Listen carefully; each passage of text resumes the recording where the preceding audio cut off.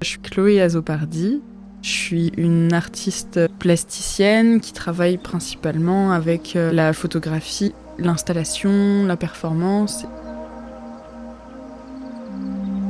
Les Non-Technological Devices, ce sont des objets composites que je construis à partir de matériaux naturels glanés et je les assemble de manière à mimer les objets technologiques qu'on utilise aujourd'hui ou qu'on imagine utiliser.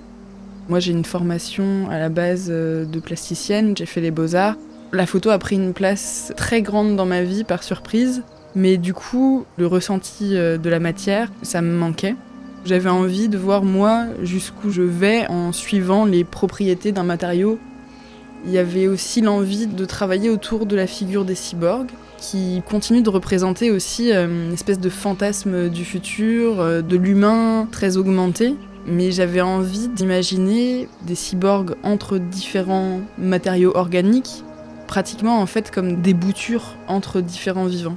J'ai eu envie de me poser la question de notre manière de nous projeter individuellement et collectivement, comment ça habite nos imaginaires. Je suis née dans les années 90, je suis un enfant d'Internet, donc en fait c'est des choses qui créent plutôt de l'enthousiasme. Mais par contre, si on parle de technologie, il y a quand même la question des ressources qu'on utilise pour construire nos objets technologiques qui vient très très vite. Moi je me disais, ok, qu'est-ce que peut l'art par rapport à la crise climatique ? Pas grand-chose à part être une ressource pour des imaginaires. Cette série, elle a commencé lors d'une résidence à la Villa Perrochon en mars-avril 2023. La veille ou l'avant-veille, on arrive tous, à 40 km de la Villa Perrochon, il y avait eu la grosse manifestation contre les méga-bassines de Sainte-Soline. Quand les gens me voyaient construire mes objets, au lieu de voir des extensions de corps, eux, ils y voyaient des attelles, des objets de soins qui avaient été utilisés pour immobiliser leurs membres blessés pendant la manifestation. J'ai commencé à me dire, mais qu'est-ce qu'on pourrait créer comme iconographie de l'autodéfense écologique ? Et donc c'est comme ça qu'il y a des photos qui sont arrivées dans la série.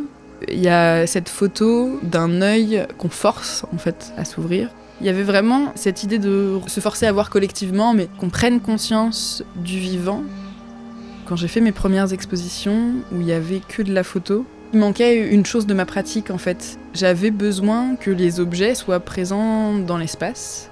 Moi, je propose une fiction dans les photos, qui pourrait d'ailleurs donner l'impression que les objets sont effectivement activables. Les gens ont envie de les essayer. Et donc, quand j'entre dans une de mes expositions, j'ai envie qu'un corps puisse sentir un autre corps, même si c'est des branches. Parce que mon travail tourne beaucoup autour des liens entre espèces.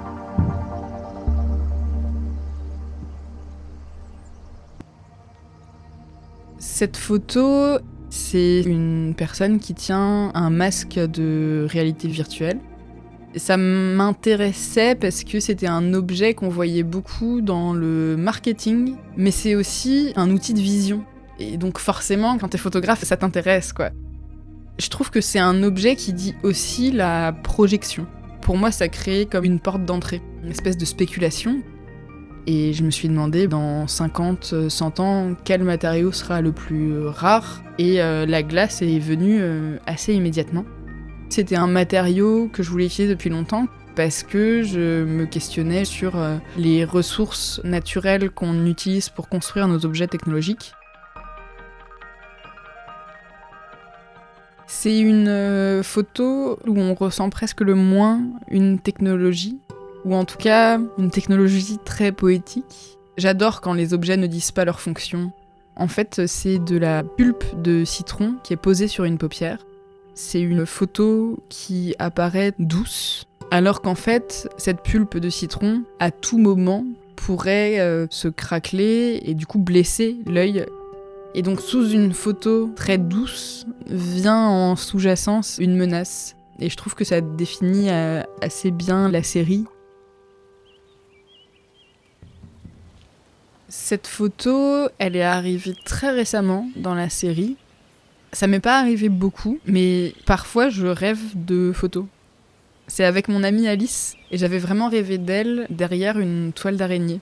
On s'est levé un matin et en fait, dans ce champ, plein d'araignées avaient tissé des toutes petites toiles entre des brins d'herbe. Et j'ai dit à Alice, mais c'est dingue parce que j'ai rêvé de toi derrière une toile d'araignée. Est-ce qu'on peut essayer ? J'ai fait 3 images maximum.